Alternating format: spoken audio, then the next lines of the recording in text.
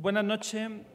Les doy la bienvenida a esta cuarta conferencia dentro del ciclo que hemos organizado con motivo del 40 aniversario de la declaración de la Mezquita Catedral de Córdoba como Patrimonio Mundial por parte de la UNESCO. Estamos celebrando este importante acontecimiento y hemos comenzado con este ciclo de conferencias en las que el primer día nuestros arquitectos conservadores explicaron todo lo que se ha hecho en estos 40 años para la conservación del edificio. Después la restauradora explicó lo que se ha hecho en el aspecto de bienes muebles y la restauración también del propio edificio.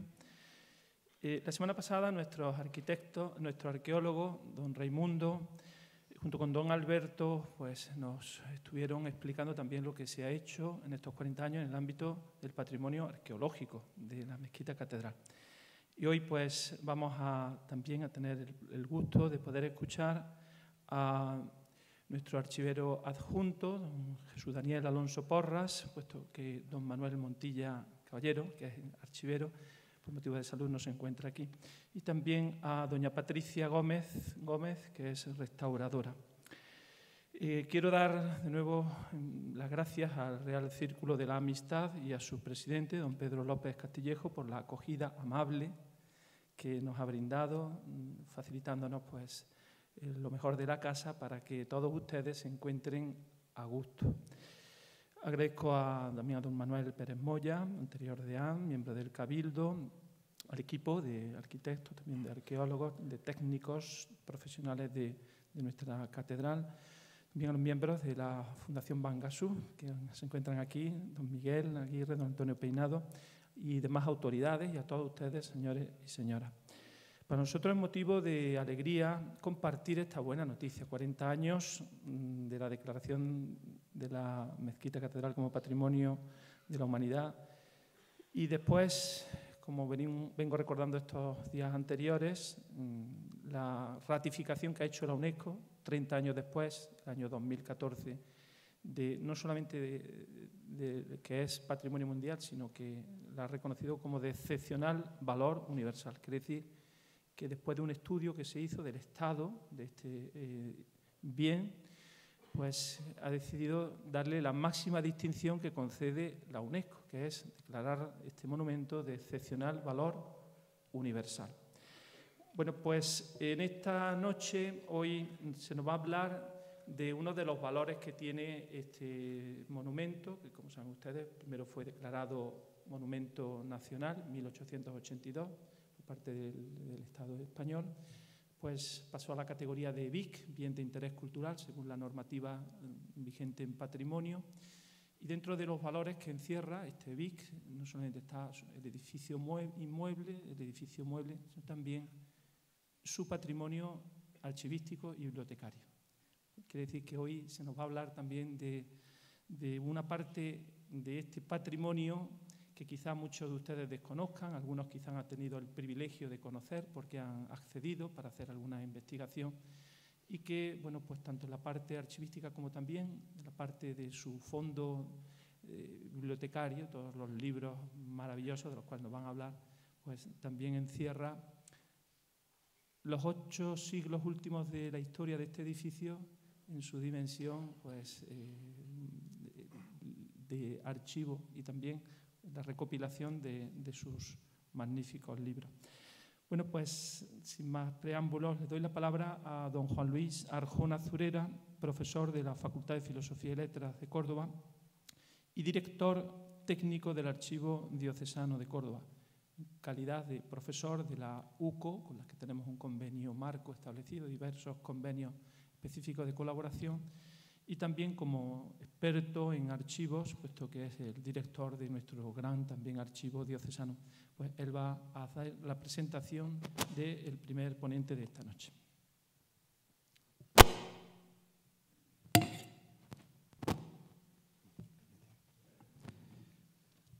Buenas tardes a todos. Agradezco la palabra de don Joaquín Alberto hacia mi persona y como bien ha comentado, pues en la tarde de hoy tengo el gran placer de presentar, hacer una breve reseña una breve descripción de la gran figura del ponente que nos acompaña esta noche.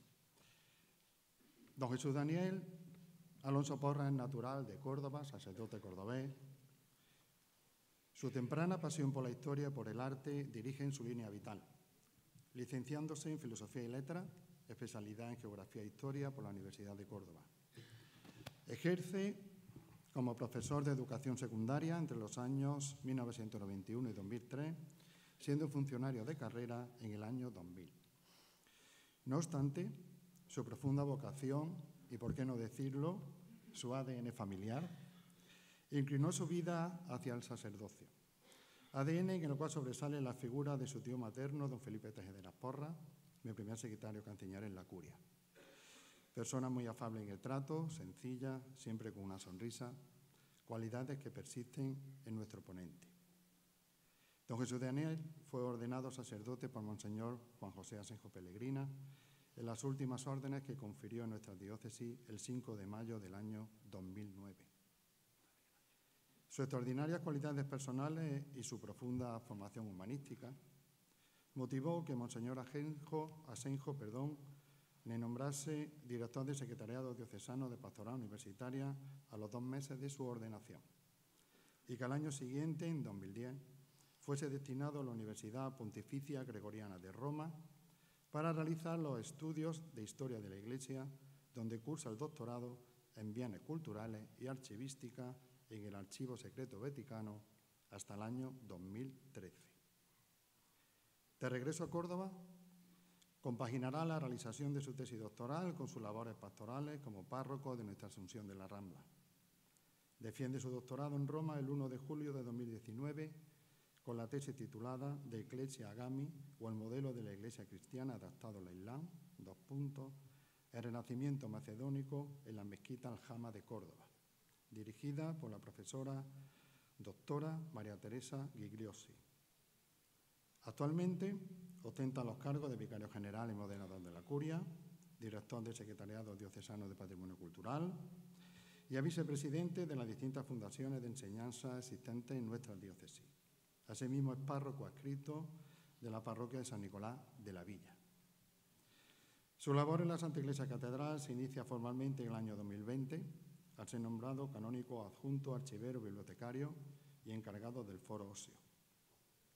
Numerosos cargos, como veis, de extraordinaria relevancia, que compagina con su vocación docente como profesor del Estudio Teológico San Pelagio y su labor investigadora.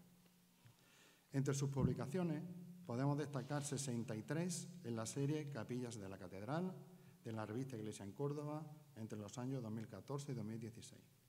Algunos artículos como Semblanza de don Francisco de Reynoso, abad de Usillo y obispo de Córdoba en 2008, así como otros muchos publicados en la revista Estudia Cordobensia, como La mezquita Al-Hakan y la tradición, elementos preislámicos en la construcción de la antigua aljama de Córdoba 2021, Córdoba, diócesis martirial 2022, o la reciente publicación Una discípula aventajada de San Juan de Ávila, la fama de santidad de Sorana de la Cruz, condesa de Feria, en 2023. Como podemos comprobar por estas breves pinceladas, el sacerdote que esta tarde versará sobre el archivo y la biblioteca capitular es, sin duda, el máximo especialista diocesano en documentación eclesial. Entre sus muchas virtudes podemos destacar como un buen docente que es una prosa clara, sencilla, alejada de formalismo y tecnicismo, amena y sugestiva, que no me cabe la menor duda ilustrará el desconocido y maravilloso universo de la documentación generada y conservada en el archivo y biblioteca capitular. Como les comento siempre a mis alumnos, la joya de los archivos históricos de nuestra ciudad es el archivo de la catedral. Anaqueles, donde se conserva la esencia cordobesa y cuya fragancia ha conformado y constituye nuestro ser como cordobeses. Esencia preservada primorosamente durante más de 800 años, en la más preciada de las pomas de nuestra ciudad, como son las dependencias de la alquibla de nuestra mezquita catedral. El Papa Francisco, en el discurso dirigido a los oficiales del Archivo Apostólico Vaticano en 2019, afirmó: «El vuestro es un trabajo que se efectúa en silencio y lejos del clamor. Cultiva la memoria. y en cierto sentido me parece que pueda compararse con el cultivo de un árbol majestuoso, cuyas ramas se extienden hacia el cielo, pero cuyas raíces están sólidamente ancladas en la tierra. Vosotros, archivistas, con vuestra paciente fatiga, trabajáis en estas raíces y contribuís a mantenerlas vivas, para que también las ramas más verdes y más jóvenes del árbol obtengan la buena savia para su crecimiento en el futuro. Por tanto, disfrutemos en esta noche de la mano del más avezado guía del excelso tesoro que conserva nuestra ciudad, el archivo y la biblioteca capitular.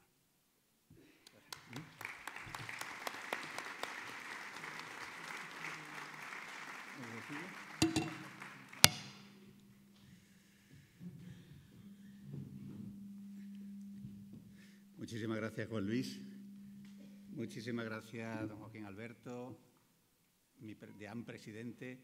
Muchísimas gracias a todos los que habéis querido estar. Un agradecimiento especial a don Pedro López Castillejo y al Círculo de la Amistad por esta oportunidad que nos da de hacer presente estas maravillas que tenemos en Córdoba y que se concentran en un edificio único. Es verdad que nosotros conocemos la catedral. ¿Cuántas veces habremos ido? Especialmente nosotros los canónigos que vamos todos los días.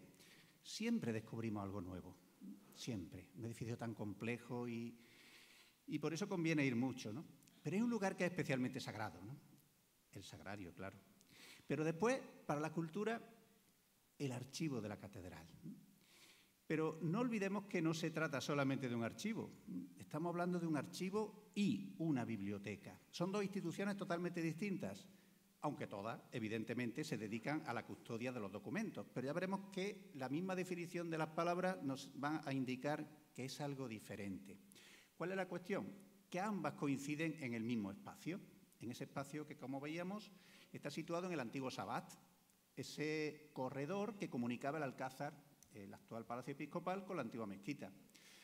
Esa puerta, que tantas personas preguntan que qué es la puerta del Sabat, ese edificio que desapareció en tiempos del obispo Mardones por su ruina, cuando el obispo Mardones hace las nuevas obras en el Palacio Episcopal, y que ha quedado así, como una especie de vestigio de lo que fue el Sabat volado por encima de la calle.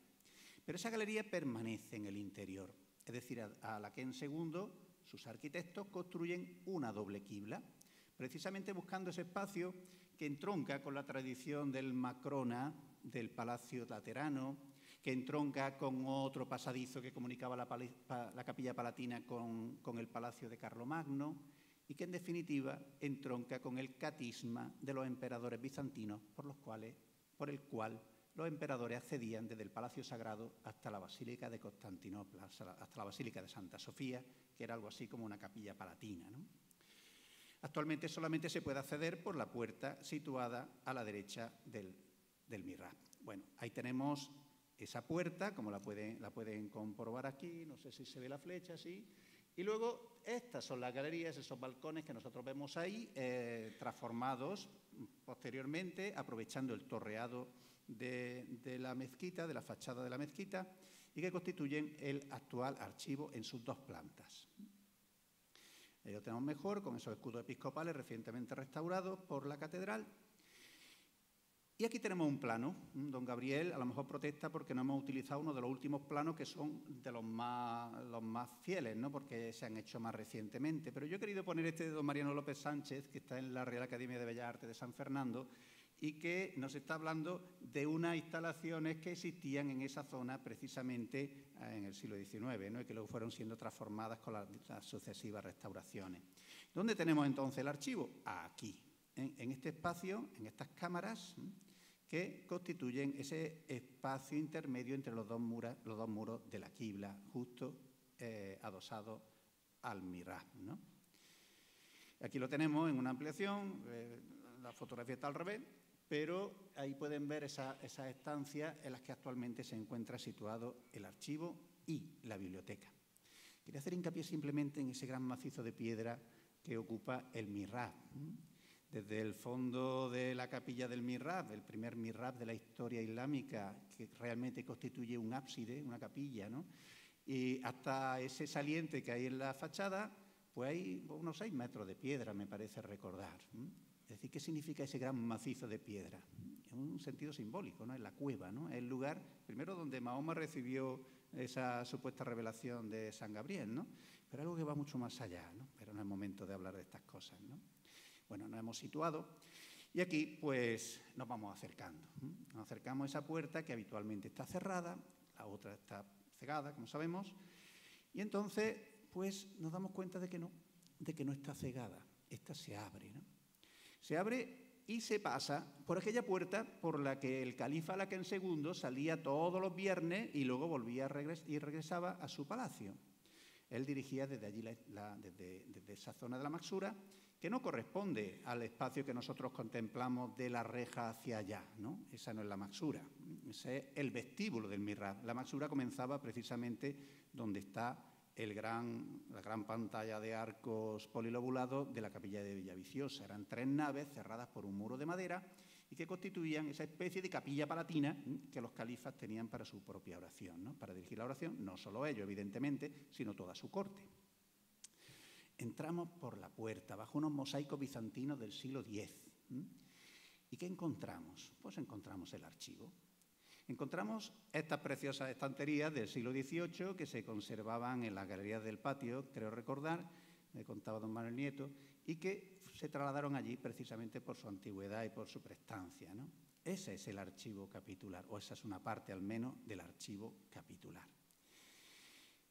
Ahí están las mesas de don Manuel Montilla, la mía propia. Y quiero volver a la definición de archivo. Es muy interesante la que nos da la Real Academia, ¿no? Cuando nos dicen que procede del latín archivum, y del griego archeion, ¿no? Conjunto ordenado de documentos que una persona, una sociedad, una institución, etcétera, producen en el ejercicio de sus funciones o actividades.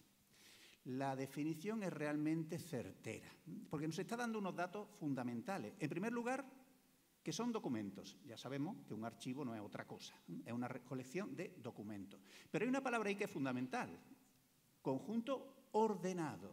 Ahora veremos una frase de Pablo Bian que nos va a hablar de ese asunto. Y tercera cosa interesante que nos da la definición, que son unos papeles no que vienen así porque sí, sino que son los que produce esa institución en el ejercicio de sus funciones o actividades. Es decir, no es lo mismo el archivo de un hospital que el archivo de un ente público, que el archivo de una parroquia, que un archivo capitular. ¿Qué quiere decir? Pues que los documentos que nosotros conservamos, aunque evidentemente después se han producido incorporaciones, corresponden a la vida cotidiana de esa institución llamada Cabildo de la Catedral. El archivo, pues, tiene fondos que comienzan en 1236, ¿no? Son algunas piezas de pergamino transcritas en el manuscrito 10, esas bulas del Papa Gregorio IX. Tenemos también la colección de actas capitulares, que comienzan en 1442, aunque hay un lapso de 12 años en tiempo de las banderías entre don Alonso de Aguilar y el conde de Cabra. Ahí tenemos uno de los sellos más antiguos del Cabildo, se puede leer ahí bien, Capitulum Ecclesiae Cordubensi, ¿no? Se ve la Virgen Santísima con el niño y, curiosamente, si se fijan, unas palmeras. Este es el edificio, el patio o algo así. Están estas personas aquí venerando a la Virgen. Tenemos el edificio, evidentemente, de una forma totalmente idealizada, pero vemos las palmeras. Nos están hablando de la existencia y presencia de palmeras ya desde el siglo XIII, por lo menos, ¿no? ¿Cuáles son las secciones que constituyen este archivo? Pues las propias de un archivo capitular: visita general y cuenta de fábrica, secretaría, mesa capitular, libro de punto, braspías, fondo musical, expediente de limpieza de sangre, es decir, todos aquellos documentos que van generándose precisamente por el devenir de la institución a lo largo de los siglos. Los libros de punto, por ejemplo, eso se sigue haciendo actualmente. Hay unos canónigos de punto que se dedican a apuntar los que vienen y los que no vienen a coro. Y entonces a los que vienen, pues se le pone una A de asistencia, y a los que no vienen, depende, porque se le puede poner una P de partitur, están malitos, o se le puede poner una L de licencia, si tienen cosas importantes que recurrir, o una R de recle, es decir, que son unos días que se pueden tomar por motivos propios, ¿no? En fin, esa documentación propia de una institución una institución que está viva y que, por lo tanto, genera unos documentos. Pero yo quería fijarme en esta frase que don Manuel Nieto Cumplido quiso poner en la puerta, que es del archivo antiguo secreto vaticano. Ya sabemos que el Papa Francisco no le gustaba eso de secreto, porque parece que sonaba mal, que tenían allí no sé qué cosa, y entonces lo cambió por archivo apostólico vaticano. Después de 400 años, pues le cambió el nombre. Les traduzco. Los archivistas o archiveros, que de los archivos son el alma, la sabiduría, el conocimiento, la conciencia, capaces de transformar una montaña inerte y pesada de papeles en un conjunto dotado de sentido y de valor. Esta frase de Paolo Bian, publicada en el Observatorio Romano, realmente está diciendo cuál es la labor de las personas que trabajan allí. Actualmente estamos dos canónigos archiveros, canónigo archivero, don Manuel Montilla, archivero adjunto soy yo, bibliotecario ambos también, y tenemos personal que trabaja allí. Tenemos en concreto 3 personas que trabajan como archivistas, es decir, como auxiliares de archivo, ¿no? Y son las personas que, como nos dice Paolo Bian, transforman una montaña inerte y pesada de papeles que no sirven para nada más que para conservarlos, porque ahí puede estar la historia, en un conjunto dotado de sentido y de valor. Es decir, algo que se puede aprovechar, algo que se puede usar, algo que sirve para la sociedad, para el conocimiento de su historia, ¿no? Por ello es tan importante el uso de los instrumentos o la creación de instrumentos, es decir, la catalogación. Se trata de catalogar. Ahí tienen ustedes los armarios en los que aparecen los sucesivos catálogos e inventarios que se han ido haciendo a lo largo de estos siglos de trabajo en el archivo, ¿no? Las referencias más antiguas corresponden al siglo XV, pero realmente los primeros inventarios conservados son de los siglos XVII y XVIII. Había muchas normas capitulares que se encuentran. Por ejemplo, en 1454 se mandó a hacer un inventario de las escrituras. Ya tenemos ahí una referencia a un inventario que no se conserva. Y colocarlo en cajones de madera. Todavía se habla del cajón tal o del cajón cual, ¿no? Y hay una cosa muy curiosa, y es que junto con los papeles se conservaba el dinero. Es decir, era el lugar más seguro de la catedral, el archivo. Y por eso se solían utilizar, o para eso, mejor dicho, se solían utilizar armarios y arcas de 3 llaves. Ahí tenemos el famoso armario que está en la sala del fondo, que se construyó a principios del siglo XVII, estilo manierista, y cuya cerradura, como pueden ustedes ver, tenía 3 llaves. ¿Por qué? Porque cada responsable tenía su propia llave, de tal manera que ninguno podía abrir el armario sin la presencia de los otros 2. Es como cuando vemos hoy en las cuentas mancomunadas, ¿no? Dice, sí, la cuenta la tenemos los 3, pero es necesario que los 3 vayan allí a sacar el dinero. Eso pasa en las cofradías, en otras cosas así, ¿no? Precisamente por una cuestión de seguridad. Pero es interesante que nos pongan la plata junto al archivo. ¿Por qué? Porque estamos poniendo a los papeles como las piezas preciosas, tan importantes como el dinero, porque dependían muchas cosas de la conservación de esos documentos, ¿no? En 1614 se produce o se genera por parte del abad de Rute, don Francisco Fernández de Córdoba, un gran genealogista, el primer libro conservado del índice de instrumentos del archivo de la catedral. Evidentemente su objetivo no era ayudar a los historiadores, hoy día se alegran muchísimo los historiadores, pero evidentemente la cuestión era la buena administración de los bienes del cabildo, y no solo de los bienes del cabildo, sino de aquellos que el cabildo administraba. No es que el cabildo fuera tan riquísimo, sino que es verdad que administraba muchas obras pías, muchos bienes, muchas fincas, muchas casas que no le pertenecían, pero de las que de alguna manera era protector de esas instituciones, de esas obras pías, ¿no? Fundadas por muchísimas personas, ¿no? Ahí tenemos un documento de 1740, cuando nos habla de cómo se hacía los cabildos, ¿no? En Cabildo de los Señores Dignidades y Canónigos, día 27 de febrero de 1740, a hora de tercia, normalmente se hacía a toque de campana, se acordó por dichos señores se dirigiesen y coordinasen las pruebas y papeles que están en el archivo de la sala capitular. Se está diciendo una cosa importante, y es que no todos los papeles estaban en el mismo sitio. En 1773, prácticamente un siglo y medio después, Diego Ramírez de Jerez, que no era propiamente archivero, sino paleógrafo, por lo tanto podía leer bien los documentos antiguos, elaboró otro inventario. Este seguía el orden de los cajones medievales, pero fíjense lo que es la fe. Curiosamente, el primero no empezaba por la A era el segundo. El primero era el nombre de Jesús.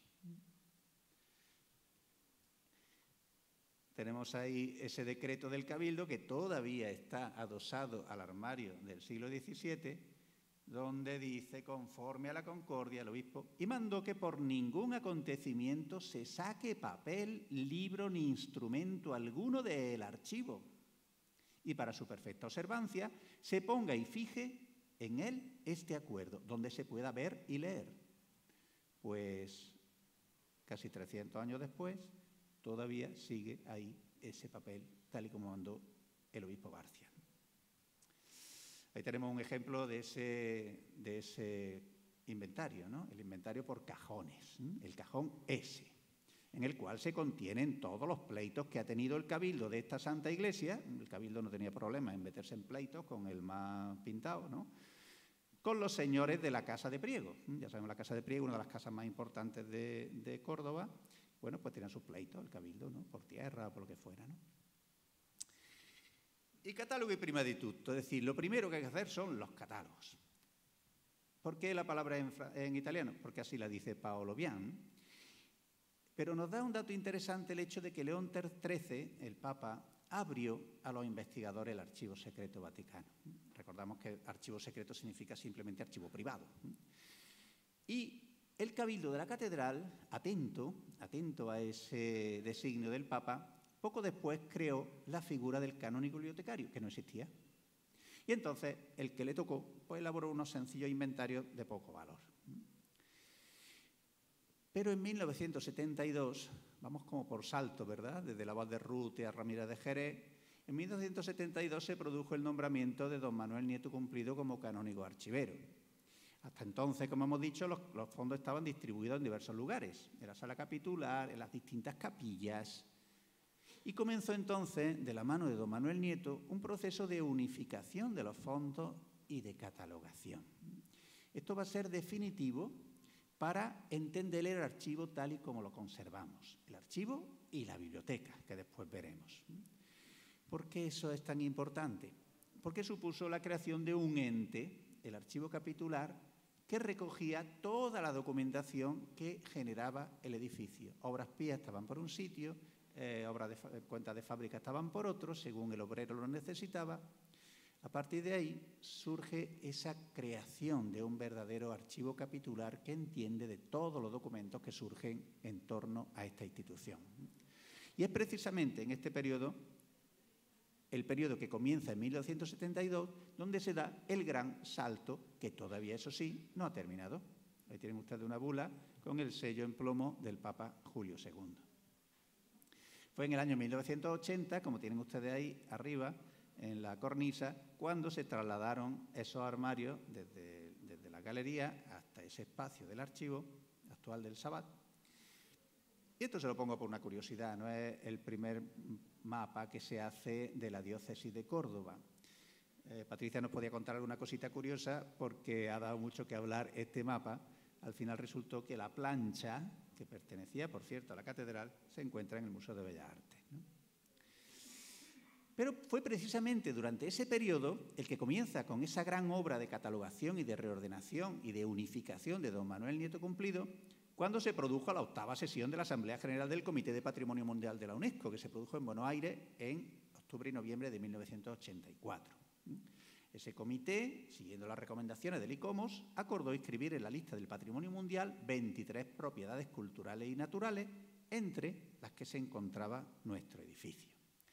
Y curiosamente la UNESCO se pone poética, ¿verdad? Porque nos dice que por sus características de monumento único en el que la arquitectura árabe de sus más esplendorosos tiempos recibe el abrazo de las posteriores construcciones cristianas, con lo que se recrece en una inusitada hermosura. Realmente es un texto precioso, ¿no? Pero que está definiendo exactamente lo que es el edificio. Por eso en esa fotografía que le he puesto se manifiesta preciosamente, ¿verdad?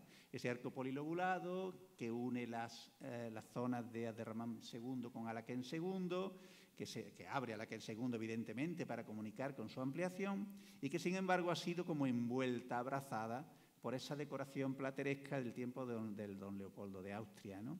Es realmente algo que hace único a nuestro edificio, ¿no? El proceso de unificación de fondos, de reordenación y catalogación que venimos tratando, así como una pequeña historia del archivo, quedan recogidos en esta publicación de don Manuel Nieto Cumplido, llamada así Memoria Archivística de la Catedral de Córdoba, y con ese subtítulo, I cataloghi prima di tutto, es decir, primero convertir la montaña pesada e inerte de papeles en un cuerpo dotado de sentido. Pues bien, desde 1984, es decir, desde la Declaración de Patrimonio Mundial hasta 2015, se han realizado un total de 33 catálogos e inventarios de las distintas secciones del archivo. Y además en ese tiempo se han incorporado al archivo numerosos instrumentos de otros archivos y bibliotecas que hacían referencia a Córdoba, así como de la Real Colegiata de San Hipólito, de otros conventos desamortizados, cuya documentación, curiosamente, apareció en las cámaras del patio. Y recientemente, quizás la última aportación interesante o muy importante, es la edición por parte de la Junta de Andalucía del catálogo del archivo musical de la Catedral de Córdoba, una cosa que venía arrastrando ya desde 2011, pero que definitivamente y felizmente ha podido ser ya publicada. Es un fondo realmente riquísimo que va a permitir a los músicos pues, acceder a composiciones prácticamente inéditas. Vemos ahí el libro de las tablas, en el que están copiados varios instrumentos. ¿Es un libro o es una pieza de archivo? Es una pieza de archivo, eso sí, encuadernado con sus tablas y con apariencia de libro. Pero realmente es una pieza de archivo, siglo XIV. Otra pieza de archivo, el testamento de don Martín Hernández de Angulo. Cosas que pasan en los archivos. Este testamento salió a una exposición y durante mucho tiempo ha estado perdido. ¿Qué había ocurrido? Pues que se había traspapelado. Es decir, cuando volvió de la exposición se metió en un sitio donde no era, por equivocación, hasta que por fin definitivamente apareció. El archivo tiene dos plantas. Se comunica por esa escalera y la segunda planta, a la que se entra por esta puerta, allí con Santa Justa y Rufina y un apostolado, pues evidentemente ya no encontramos las mismas estanterías. Aquí ya se ha buscado algo mucho más funcional, ya no está a la vista, por así decir, no es la primera entrada, no pasa uno de un edificio único a de repente unos armarios de metal, ¿no? Pero aquí sí, aquí ya se conservan las cosas según los armarios más modernos, ¿no? Como pueden ver. Pero hemos dicho que no solamente estamos hablando de un archivo, sino que también tenemos una biblioteca. La biblioteca, según la RAE, nos dice que es una institución cuya finalidad consiste en la adquisición, conservación y estudio y exposición de libros y documentos también, pero además el lugar donde se tienen esos libros ordenados para la lectura. También tenemos referencia desde muy antiguo. El 30 de abril de 1453, el Cabildo ordenó a Álvaro Alfonso e a Antonio López, canónigos, que fagan inventario de todos los libros que están en la librería del dicho cabildo. Ahí tenemos esa manícula con un personaje del siglo XV que nos está señalando un texto importante. Tenemos un fondo de códices que va más allá de la fundación del cabildo, más allá de la consagración del edificio de la antigua mezquita como catedral, ¿no? Por ejemplo, el famoso Smaragdus, un libro que perteneció, se ha demostrado, por don José Julio Martín Barba, perteneció a la Reina Católica, un libro de gran peso, ¿no? De pergamino del siglo X, una recolección de homilías. Otro del siglo XI, el famoso Álvaro Cordubense, es un libro único en el mundo, manuscrito, además de otros casi 200 códices fechados entre los siglos XIII y XVIII. Y en 1516 se enriquece con la colección de incunables del obispo don Martín Fernández de Angulo, cuyo testamento hemos visto, y que da un fondo de casi 600 ejemplares. lo que convierte la Biblioteca Capitular en la tercera de España, solo detrás de la Biblioteca Nacional y de la Colombina de Sevilla, en número de incunables. Aquí tienen la entrada a la sala principal, que es también sala de investigadores de la biblioteca. Y sobre ella el primer plano científico, podríamos decir, ¿no?, de la catedral, fechado en 1742, ¿no? Aquí tienen ustedes este Sancta Sanctorum. Estar aquí realmente es totalmente rodeado, ¿no?, por piezas de incalculable valor, ¿no? Entre ellos el esmaragdo, con esa famosa cruz, Pax, Lux, Lex, Rex. Hay una cosa muy curiosa cuando dice Florencio de Valeránica, que es el que lo copia en un monasterio de Valeránica que ya no existe, cuando dice: lector, aparta tu dedo de las líneas, porque era la costumbre, ¿verdad?, de leer siguiendo la línea, pero claro, eso provocaba que se gastaran la tinta, ¿no? O el Álvaro Cordubense, ¿no?, esa pieza que además estaba en muy mal estado y fue rehabilitada. Todos esos libros se han podido recoger en el famoso catálogo de manuscritos incunables de la Catedral de Córdoba, que fue elaborado por don Antonio García, con don Francisco Cantelar y don Manuel Nieto Cumplido en 1976. Ese libro está en las principales universidades del mundo y eso hace que vengan investigadores de todo el mundo al archivo y biblioteca capitulares a poder acceder a algunos de esos ejemplares, ¿no?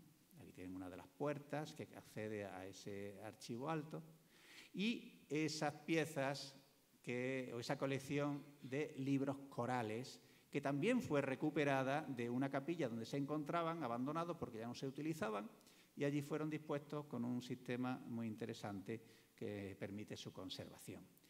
Están los famosos cantorales que se mandaron confeccionar en el reinado de los Reyes Católicos, ¿no?, final del siglo XV, principio del siglo XVI, de gran tamaño, como pueden ver, y con miniaturas muy interesantes, algunas de las cuales de mucha calidad. Bueno, estos son algunos libros y algunas piezas. Este es un libro muy interesante que se refiere al aprovisionamiento de agua de la ciudad, es decir, donde están los manantiales, cómo vienen las aguas y pintado, ¿verdad? Es una pieza del siglo XVIII, pues desplegable además, ¿no?, que es muy interesante, ¿no? Y luego algunos de los hallazgos últimos que aparecen en el archivo, ¿no? Por ejemplo, el testamento de don Leopoldo de Austria, el famoso obispo de Córdoba, tío del emperador, hijo ilegítimo del emperador Maximiliano, y que tenía una letra preciosa, como pueden ver en la firma, ¿no? O, por ejemplo, un expediente de limpieza de sangre de un investigador del Cabildo, un racionero llamado don Luis de Góngora. Ahí aparece su firma, como pueden ver. Este también fue uno de los hallazgos últimos que se han encontrado buscando otras cosas, ¿no? O, por ejemplo, el Theatrum Omnium Scientiarum, es un libro que mandó hacer el virrey de Nápoles, o se hizo después de la rebelión de Masaniello en Nápoles en 1648, un libro de gran respiro, como dirían los italianos, es decir, de la ciencia, de las artes, pero que utilizó precisamente, al parecer, un ilustrador, y se dedicó a copiar seguramente algunos de esos grabados y a dejar sus dibujos, algunos de los cuales pues, son de bastante calidad. Ahí aparece una firma de un tal Juan de Lamas, pero realmente no sabemos si es el autor o no lo es, ¿no? Sería un libro para publicarse, ¿no? Realmente una cosa preciosa. Y otro de las cosas que han ocurrido en estos últimos años es, por ejemplo, la anotación en el libro, en el esmaragdo, ¿no?, aparece la primera anotación musical del canto de las sibilas.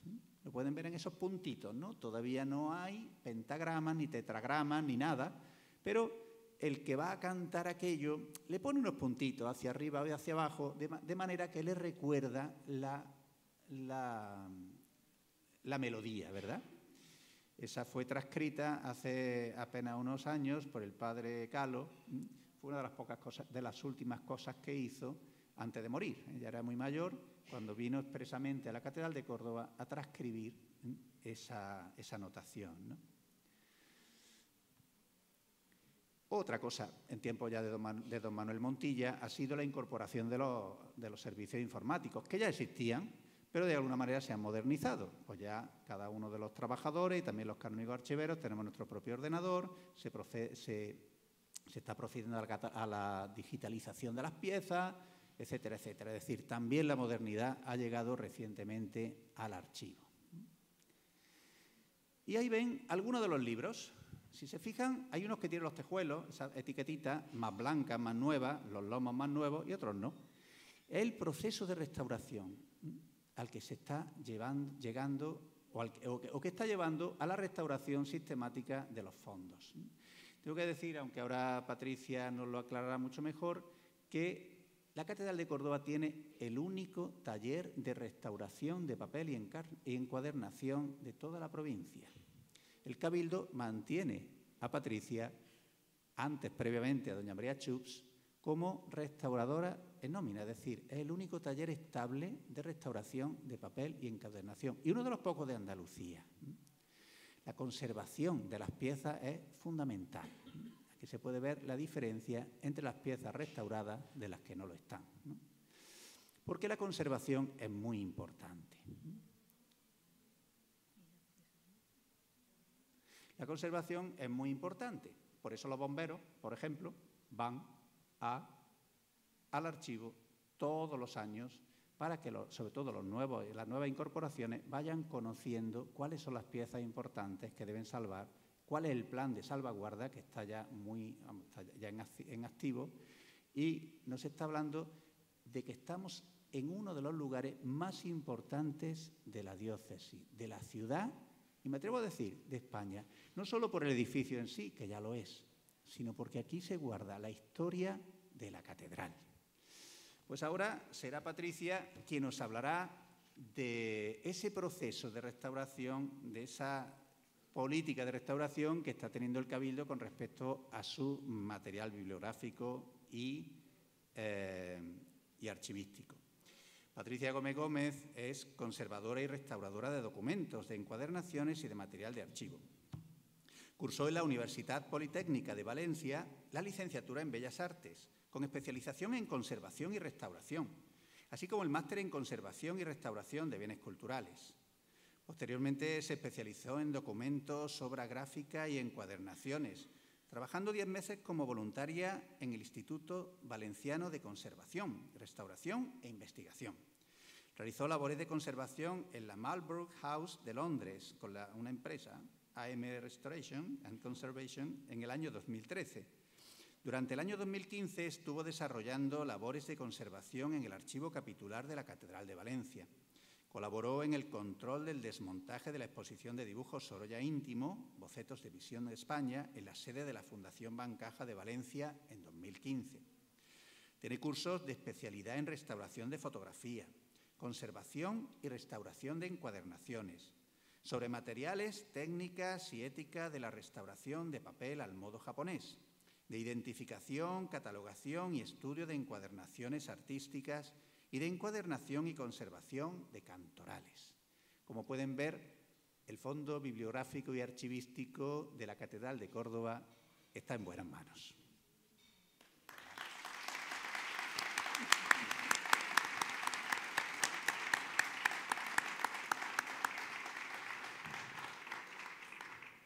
Gracias, don Jesús. Gracias a todos por su asistencia esta noche. El Archivo y Biblioteca Capitular de la Santa Iglesia Catedral de Córdoba posee en sus instalaciones un modesto taller de restauración, como nos ha dicho don Jesús. En él se intervienen anualmente varios volúmenes, documentos y en ocasiones obras gráficas. Comenzaremos puntualizando los criterios generales de conservación y restauración que se siguen. El fin último es legar a las generaciones futuras los documentos que en este archivo se custodian, además de ponerlos a disposición de los investigadores. Para ello, hay que tener en cuenta que, a diferencia del resto de patrimonio cultural, en este caso nos referimos a obras que están pensadas para ser manipuladas y estudiadas. Por lo tanto, en primer lugar, se busca frenar los daños y degradaciones que presentan los documentos. Para esto, se recurrirá al criterio de mínima intervención y de reversibilidad. Se utilizan materiales fácilmente reversibles y técnicas soco japonesas que son más respetuosas y están más comprobadas a lo largo del tiempo. Algunos procesos, como la desasidificación, limpieza en húmedo o reapresto, no son 100% reversibles, por lo que solo son aplicados en casos justificados con un control constante del documento durante los procesos. Durante el tratamiento se sigue la estética wabi-sabi, conservando las huellas del paso del tiempo en el documento, como reparaciones que no afectan a la integridad de la obra, escrituras manuscritas posteriores a su restauración, etc. No se restituyen los faltantes intencionados, como páginas, dibujos o miniaturas cortadas. En estos casos, solo se repone el soporte necesario para el uso seguro del documento. Para finalizar cada intervención, se redacta un informe final. En este se incluyen las técnicas y productos utilizados, presentan fotografías del antes, después y de los procesos realizados, e incluyen, en caso de ser necesario, advertencias y recomendaciones para su posterior conservación, almacenaje o exposición. Con ello, se facilita en un futuro la intervención necesaria para su conservación. En el año 2004, con don Manuel Nieto Cumplido como canónigo archivero, se inició la labor de restauración en el Archivo y Biblioteca Capitular.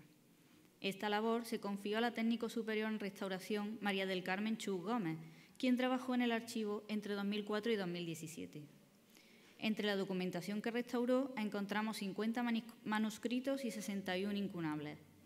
Además, abordó obras tan valiosas como una carta manuscrita de Santa Teresa de Jesús y los dibujos realizados para las restauraciones llevadas a cabo por Velázquez Bosco a principios del siglo XX. Estas obras las veremos a continuación, junto con otras muchas que se han restaurado durante estos 20 años. Hoy día, además de restauraciones, se vienen realizando labores de conservación, con las cuales se pretende evitar el tratamiento directo de la documentación aquí custodiada. Para ello, se están realizando un inventario de daños que comenzó en el año 2017 por la colección de manuscritos, continuando por la de incunables, y que actualmente se encuentran controlando el estado de los posincunables e impresos del siglo XVI al XVIII. El informático del archivo, Alberto Esteves, ha creado un formulario vinculado a una base de datos para este inventario. De esta forma, podemos priorizar la restauración de los libros en peor estado y con riesgo de pérdida de información, además de controlar la presencia de insectos bibliófagos o microorganismos activos en las colecciones. En la imagen podemos ver una encuadernación de conservación provisional para un libro que no conservaba la suya. Esta labor se va realizando a la vez en los libros que lo van requiriendo. En estas fotografías podemos observar el antes y el después de la intervención de restauración que se le realizó al incunable 440. Se trata de un incunable impreso en papel en Venecia en 1477. Contiene miniaturas y una encuadernación gofrada. La encuadernación presentaba faltantes de piel, exfoliación y grietas. Aquí tenemos el libro de las tablas, del que ya nos ha hablado don Jesús. Está datado en el siglo XIV. Es un libro manuscrito sobre pergamino con una encuadernación medieval en madera vista. En ella se puede apreciar la costura sobre 3 nervios de piel curtida a la lumbre y con 2 cadenetas y cabezadas sencillas manuales. Este libro presentaba ataques de insectos bibliófagos que había afectado tanto a las tapas como al cuerpo del libro. Además, las páginas de pergamino tenían faltantes, desgarros, parches antiguos y microorganismos. Este es el manuscrito número 1, el Esmaragdu, del que también nos ha hablado don Jesús ya, con una encuadernación de cuero gofrado en rombos de entre el siglo XV y XVI. La encuadernación había perdido por completo la piel del lomo. La costura estaba totalmente comprometida y las páginas de pergamino presentaban faltantes, desgarros, manchas y microorganismos. En estas imágenes podemos ver el manuscrito 123, del que también nos ha hablado don Jesús, Álvarez Cordubensis. Es un manuscrito sobre pergamino que contiene miniaturas. Había perdido casi por completo la cubierta, dejando al descubierto la costura sobre 3 nervios redondeados con cabezadas sencillas y tapas de madera. En este caso observamos el incunable 504, impreso en Colonia en 1486. Tiene una encuadernación gofrada de estilo renacentista y páginas de papel. En pantalla pueden ver cómo había perdido por completo la piel que cubre el lomo, además de tener grietas, exfoliación y alabeo. El cuerpo del libro presentaba faltantes, orificios de insectos bibliófagos, rasgados, manchas y pliegues. En este caso estamos ante un posincunable ya de 1506, impreso en Salamanca. Se trata de un libro impreso en papel con encuadernación a plena piel gofrada. La cubierta de este volumen estaba extremadamente deshidratada, lo que provocó la pérdida de la piel del lomo, grandes grietas, craquelado, exfoliación, grandes faltantes. El cuerpo del libro había sufrido una entrada de gran cantidad de agua, resultando en grandes manchas de humedad y microorganismos, faltantes, orificios de insectos bibliófagos y rasgados. En esta diapositiva vemos un ejemplo de los dibujos realizados durante el trabajo de campo para las restauraciones de la Mezquita Catedral de Córdoba, dirigidas por Velázquez Bosco a principios del siglo XX. Son 550 dibujos de atauriques, de alzado y plantillas. Se trata de documentación que no estaba pensada para perdurar. Nos encontramos aquí con un soporte de papel de pasta de madera con alto nivel de lignina, lo cual conlleva una acidez muy elevada. También hay varios dibujos realizados sobre papel vegetal muy acidificado. Se conservaban enrollados y expuestos a los agentes atmosféricos sin ninguna protección. Además, son de muy diversos formatos, algunos de los cuales alcanzan medidas de 207 centímetros, con la dificultad que ello conlleva para manipularlos. Esto generó un fuerte deterioro que se tradujo en friabilidad del papel, aparición de microorganismos, rasgados y faltantes, provocados estos últimos por una manipulación y almacenamiento inadecuados. Los tratamientos aplicados durante los años 2009 y entre 2011 y 2014 consistieron en limpieza mecánica, baños de retracción y limpieza en el caso del soporte de papel de pasta de madera y limpieza por humectación controlada en los papeles vegetales. Se reintegraron los faltantes con la aplicación de injertos de papel japonés y en el caso de los papeles vegetales se reforzaron con laminación. Para su conservación se agruparon en camisas de papel libre de ácido y se introdujeron en carpetas de calidad conservación. En el año 2010 se restauró el incunable 616, impreso en Venecia en 1489. Estamiñado, con una encuadernación a plena piel gofrada. La tapa delantera había perdido la mitad de la tabla, dejando desprotegido y al descubierto el cuerpo del libro. Además, la cubierta de piel presentaba manchas de humedad, de acarro y había perdido las cofias. Aquí vemos el manuscrito 90, que se realizó en Venecia en 1578. Es un libro con páginas de pergamino y encuadernación a plena piel. Había sufrido afectación por humedad, lo cual derivó en ataques de microorganismos y roedores. Los roedores crearon faltantes de gran tamaño en la esquina inferior de los folios, presentaba además fracturas de las tapas y aún conservaba restos de piel teñida en un tono azul oscuro, con tejuelo de papel y entintado. Este manuscrito fue restaurado en el año 2013, se desmontó la encuadernación para poder trabajar de forma integral el volumen. En el cuerpo del libro se realizó una limpieza mecánica, se estabilizaron los pergaminos con solución hidroalcohólica y una vez alisados se aplicaron injertos de papel japonés en las zonas perdidas. Los cuadernillos se volvieron a coser siguiendo la estructura original y se colocó una cubierta nueva de piel patinada. Aquí pueden ver a la derecha una foto de detalle de una letra capital miniada.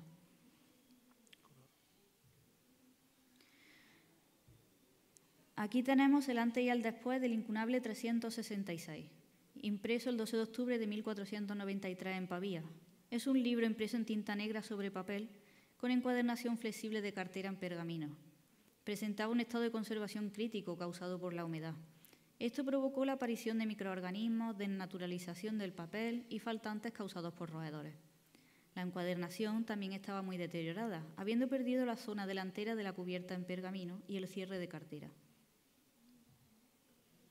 En este caso también fue necesario el desmontaje de la encuadernación. En la intervención se realizó una limpieza mecánica y baños de rehidratación y limpieza de los bifolios. Posteriormente se aplicaron injertos de papel japonés en las lagunas y limpieza de los bifolios.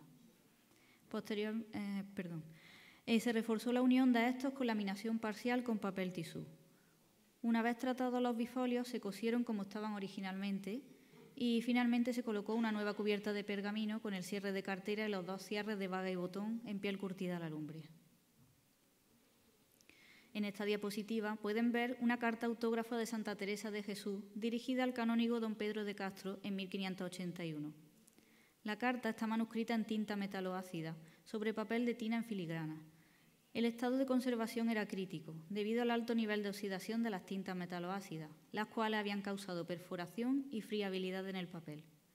Además, para dar estabilidad al soporte, presentaba un refuerzo posterior de papel, el cual estaba creando problemas de tensiones. En la intervención se retiró cuidadosamente el refuerzo de papel y se realizó una limpieza mecánica muy suave.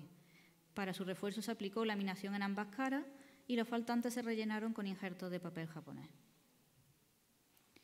El sistema de conservación elegido ha sido la introducción de la carta en una funda de mylar en el interior de un marco relicario realizado de nueva factura, con la cual la carta puede ser observada por ambas caras sin ser manipulada directamente ni expuesta a los agentes atmosféricos.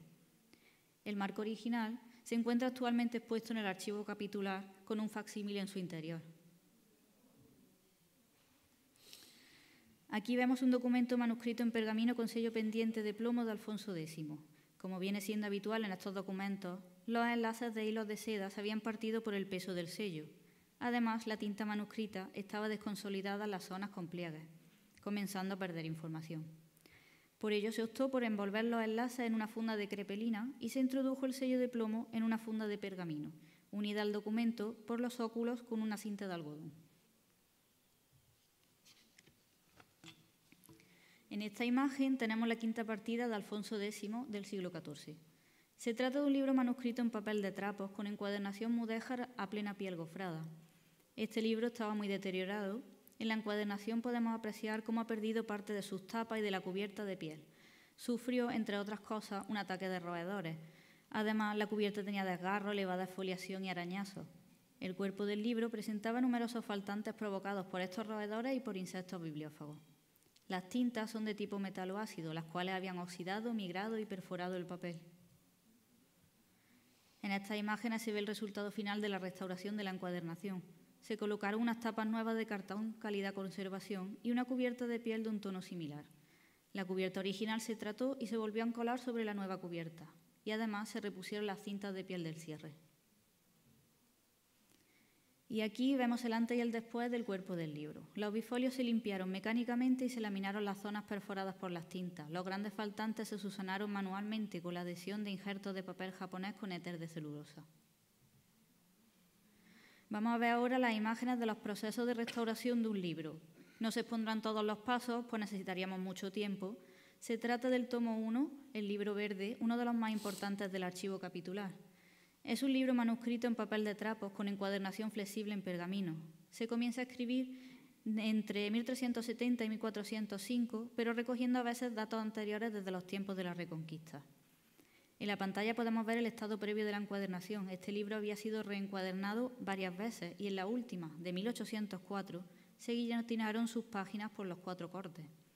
La cubierta de pergamino presentaba suciedad superficial, faltantes, manchas de tinta y alabeo. En esta imagen pueden ver el estado previo del cuerpo del libro, muy afectados los folios por acción de la humedad. Las últimas páginas estaban muy degradadas, presentaban algunos fragmentos aún cosidos y otros sueltos y plegados. El pliegue central de todas ellas produjo pérdida de la tinta manuscrita y en algunos folios se observan fragmentos de otras páginas adheridos y muy deshidratados. En primer lugar se hizo un estudio del estado de conservación, solubilidad de las tintas, medición del pH. Tras la realización de las fotografías iniciales, se procedió al desmontaje de la encuadernación para poder tratar el cuerpo del libro. En la imagen de la izquierda vemos el lomo al desnudo. En la imagen de la derecha el proceso de retirada de los refuerzos entre nervios y en la central el desmontaje de las guardas.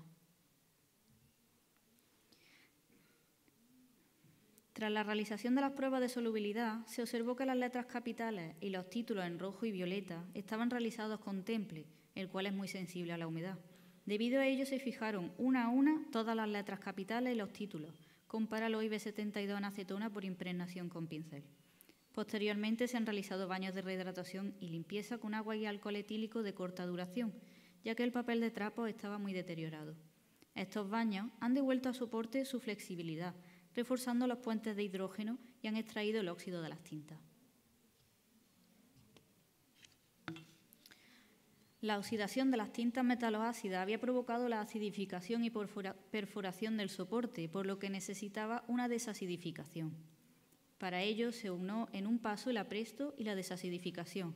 Se ha aplicado por impregnación con pincel una solución de hidróxido de calcio con éter de celulosa por ambas caras de cada folio. De este modo hemos neutralizado el pH del papel. Durante el apresto se ha procedido también a la laminación de los folios que así lo requerían, con papel japonés minotengullo de 9 gramos. Y una vez secos y alisados los folios en prensa, se ha realizado el montaje de los fragmentos y reparación de faltantes con la colocación de injertos de papel japonés. Se ha vuelto a coser las páginas siguiendo el original de 1804, Diente de perro. Para ello se han colocado 4 nervios naturales de piel curtida a la lumbre, siguiendo las medidas originales marcadas por los orificios en la cubierta.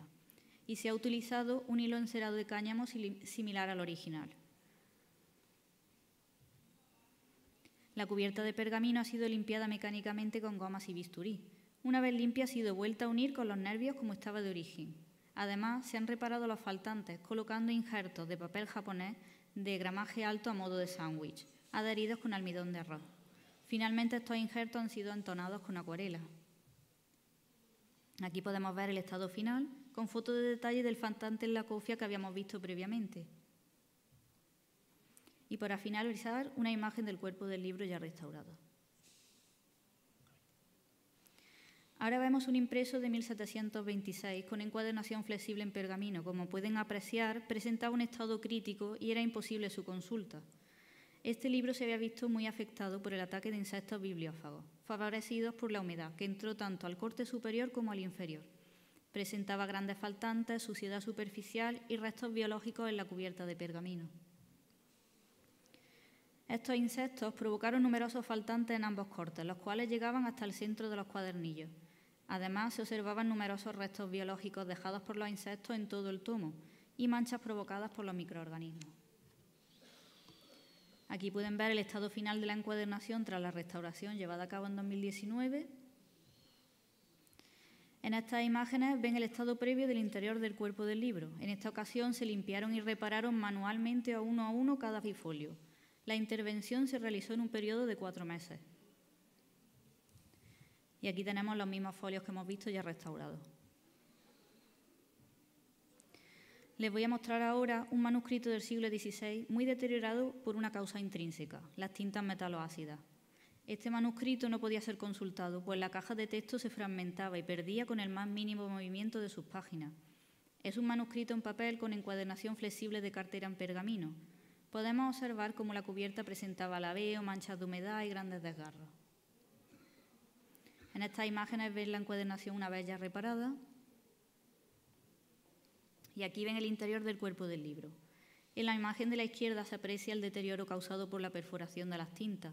Estas han causado la extrema oxidación y acidificación del soporte. Para remediarlo, el cuerpo del libro ha sido dividido en 2 grupos según el grado de perforación. A los bifolios menos afectados se les ha realizado un baño de rehidratación y limpieza. Por otro lado, a los bifolios en peor estado y debido a su fragilidad, se les realizó limpieza por capilaridad con Sontara. Una vez limpios, aprestados y desacidificados, se laminaron los folios con papel japonés Kizuki Kozu de 6 gramos, con éter de celulosa. Y aquí pueden ver el resultado. Ahora los investigadores ya pueden acceder de forma segura a su consulta. Y bueno, de este plano también nos ha hablado don Jesús. No son todos libros en el archivo y en ocasiones es necesario también la restauración de obra gráfica. Ya le ha hablado él un poquito de qué va este plano, así que pasaré a hablar de la restauración, que tenía también el plano un marco de madera barnizada con esquinas decoradas en negro y con piezas florales de bronce. Se restauró íntegramente, marco y plano. El grabado estaba entelado y encolado a un papel intermedio. La acidez del soporte original, añadida a las tensiones provocadas por el entelado, ha causado rasgados y pequeños faltantes. Además, presentaba manchas de adhesivos antiguos, oxidados como podemos ver en los detalles.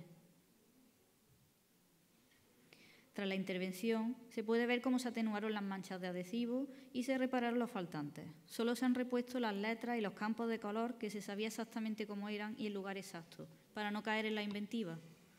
Se realizó un montaje de conservación con cristal de calidad museo con filtro ultravioleta en su marco original y actualmente se encuentra expuesto en el archivo capitular. Vemos ahora el incunable 1899 impreso en Venecia en 1484. Este había perdido por completo su encuadernación y la costura estaba comprometida. Como pueden apreciar en las imágenes, tenía grandes manchas de humedad y microorganismos.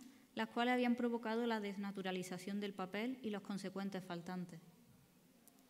En la restauración se desinfectó, limpió y reparó el libro, y se volvió a coser sobre nervios nuevos de piel. Se le ha creado una nueva encuadernación a plena piel con tapas de cartón conservación. Ahora vamos a ver el proceso de restauración de un incunable, este ya va a ser el último. Se trata del incunable 1888, vocabulario en latín y romance, de Alfonso Fernández de Palencia, impreso en Sevilla en 1490. Tiene una encuadernación de cartera de color marrón con decoración gofrada de estilo renacentista y tapas de papelón a base de pergamino. En la imagen de la izquierda podemos ver el estado de la encuadernación, la cual había perdido por completo la tapa trasera y el cierre de cartera. Los nervios estaban partidos por la unión a las tapas debido al endurecimiento de la piel y la costura estaba parcialmente deshecha en los primeros y últimos cuadernillos. En la imagen de la derecha vemos el cuerpo del libro afectado por la falta de esta tapa. Aquí pueden ver ustedes los folios afectados por la entrada de humedad, la cual ha provocado la desnaturalización del papel, que ha causado faltantes, rasgados, orificios de insectos bibliófagos y microorganismos. Se comenzó realizando un estudio de su estado de conservación, la solubilidad de las tintas y se midió el pH. En este caso no fue necesario el desmontaje completo del libro. Se desprendió la encuadernación y se extrajeron solo los cuadernillos que estaban sueltos de la costura para repararlos, ya que eran los más afectados. En primer lugar, se ha realizado una limpieza mecánica con gomas y esponja vulcanizada de todos los folios. Seguidamente, se han desinfectado las zonas afectadas por microorganismos con impregnación de alcohol etílico al 70% con hisopo. En este caso, al tratarse de un impreso con tintas grasas, no eran sensibles a la humedad. De este modo, han podido realizarse baños de rehidratación y limpieza a los bifolios que se han desmontado. Seguidamente, se han aprestado con un éter de celulosa por ambas caras. Se han reparado los rasgados con aplicación de tiras desfibradas de papel japonés con éter de celulosa. En las zonas defaltantes se han colocado injertos de papel con los bordes desfibrados. Estos se han dibujado en papel vegetal sobre mesa de luz en el caso de los bifolios desmontados y sobre cartón conservación de color gris en el caso de los no desmontados. Y posteriormente han sido transferidos al papel japonés y cortados al agua para desfibrar los bordes. Se han colocado unas cintas de piel zumaque sobre los nervios naturales originales. Con ello se refuerza la costura y se reponen los extremos de los nervios que van unidos a las tapas y que se habían perdido. La costura ha sido rehecha en los cuadernillos, en los cuales el hilo original se había partido, incluyendo las pasadas sobre las cabezadas. Para ello se ha utilizado cordel de cáñamo encerado. Se ha encolado una nueva cubierta de piel de cabra lisa de color rojizo que cubre el lomo y la tapa trasera, y la piel nueva ha sido chiflada sobre piedra litográfica. La cubierta original ha sido limpiada con jaboncillo, se ha neutralizado posteriormente con agua y se ha dejado secar por oreo colocando pesos en el perímetro. Sobre la cubierta nueva de piel ha sido colocada la original una vez limpia. Todo ello ha sido encolado con almidón de trigo Thin Sofu, preparado a la manera tradicional japonesa. El secado ha sido realizado por oreo, vendando el libro para mejorar la adherencia durante este secado. Se han colocado nuevas guardas de papel perjurado. Estas han sido cosidas junto al resto del volumen a los nervios nuevos, sustituyendo las perdidas por la acción de los insectos bibliófagos y los roedores. Y aquí podemos ver ya el estado final de la encuadernación de este incunable y de los folios que habíamos visto ya previamente una vez restaurados. Bueno, espero que haya sido de su interés y para finalizar me gustaría agradecer a don Manuel Montilla, que hoy no ha podido asistir, canónigo archivero, a don Jesús Daniel Alonso, canónigo archivero adjunto, y al Cabildo Catedral pues por confiar en mi labor durante estos años. Y a mis compañeros del archivo, que hacen día a día posible el trabajo interdisciplinar, en especial a Alberto, que ha hecho posible hoy que vean ustedes las fotografías realizadas con cámara analógica y las ha digitalizado para la ocasión.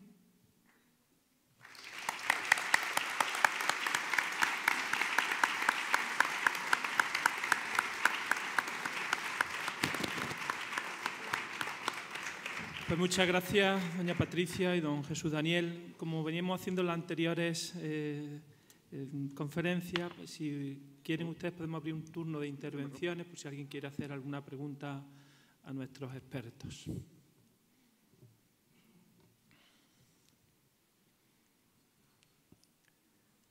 Parece que ha quedado muy claro, ¿no? Ha sido como muy contundente la exposición, ¿no? Bueno, pues recordando esas palabras de Rafael Moneo, que pronunció hace poco en unas jornadas que organizaron nuestros arquitectos, nuestros arqueólogos, estas jornadas de preparación de los trabajos de restauración de las cúpulas de la Masura, la mezquita catedral está en muy buenas manos, dice, no solamente del Cabildo, sino pues de sus magníficos profesionales, como acaban de ver, expertos en la materia, que velan por la conservación. La UNESCO pide a los responsables de la gestión, en este caso el Cabildo Catedral, que conserven esos valores excepcionales que tiene este edificio. No sé si para algunos de ustedes esta conferencia ha sido un descubrimiento. Estos valores también, podríamos decir, universales. Ciertamente, algunas de estas obras que acaban ustedes de contemplar son únicas, ¿no? Y vienen de todo el mundo. O sea que quizás muchos cordobeses pues, no saben que tenemos este tesoro, pero sí lo saben de fuera. Fuera grandes especialistas. Recuerdo mi director de tesis en Roma, pues me comentaba, yo estuve en Córdoba, en el archivo capitular, consultando un libro de cánones. Bueno, pues quiero agradecer a Círculo de nuevo que nos haya abierto sus puertas, haya colaborado con esta iniciativa. Queremos seguir dando a conocer la riqueza de nuestro patrimonio, el patrimonio que encierra nuestra mezquita catedral. Iremos en los próximos meses realizando otras actividades de difusión, abarcando otros aspectos también que contiene este monumento. Y bueno, pues agradezco también la presencia de representantes de la Fundación Bangasú y otras autoridades, por supuesto, a nuestros profesionales. Está en buenas manos, pueden estar orgullosos ustedes de tener pues la certeza de que nuestro edificio está gestionado por el Cabildo, pero con la colaboración de excelentes profesionales que están situados, podríamos decir, a la vanguardia en los métodos que usan para su trabajo, en los recursos que tienen a su disposición, pero sobre todo la calidad profesional. Y de manera particular hoy quiero agradecer también a este equipo de los que trabajan en el archivo y en la biblioteca capitular. Este trabajo se completará, como ven ustedes, se va haciendo poco a poco, lento porque lo requiere la ciencia que se aplica de restauración, de conservación. Se completará con un proyecto mayor que el Cabildo está preparando desde hace muchos años. Todos los proyectos que llevamos a cabo se gestan pues, con una preparación a veces muy lenta, como es el caso de un nuevo edificio que albergue el archivo y la biblioteca capitular. Llevamos años preparando todos esos trabajos previos que hay que hacer en la ribera, un solar del Cabildo, donde queremos construir un archivo y una biblioteca capitular, que tengan mejores condiciones, más idóneas, para poder acoger a los investigadores que vienen y que puedan venir. Nuestra intención es ir impulsando un proyecto de ampliación de lo que son las dependencias y, por lo tanto, de las prestaciones que este Cabildo quiere ofrecer a todos aquellos que tengan interés por venir y conocer pues este inmenso patrimonio. Bueno, vamos avanzando en ese proyecto de construir un nuevo edificio y esperemos que pronto podamos tener el gozo de verlo construido y funcionando. Ciertamente será un complemento importantísimo para lo que es el valor universal de este edificio. Cuando tengamos la biblioteca y el archivo nuevo, capitular, nuevo edificio, pues seguramente serán muchos más los que podrán venir a nuestra ciudad, atraídos ya no tanto por el edificio, sino por este tesoro que encierra su archivo y su biblioteca. Pues muchísimas gracias a todos ustedes por asistir y bueno, pues sigan atentos, iremos en los próximos días comunicando otras actividades que van a llenar ciertamente todo este año para seguir disfrutando de este 40 aniversario. Muchísimas gracias y buenas noches.